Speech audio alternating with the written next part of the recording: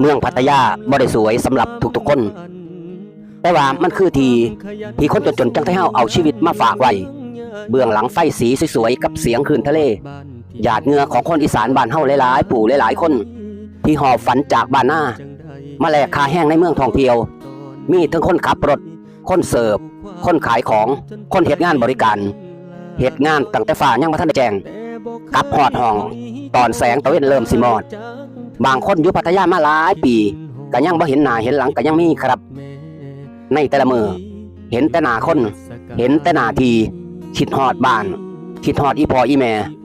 คิดฮอดกินข้าวหอมใหม่ๆที่หนึ่งใหม่ๆฮ้อนๆแต่ก็ต้องอดเอาไว้เพราะว่าคนทางบ้านเฮายังรออยู่พัทยาบ่แม่นบ้าน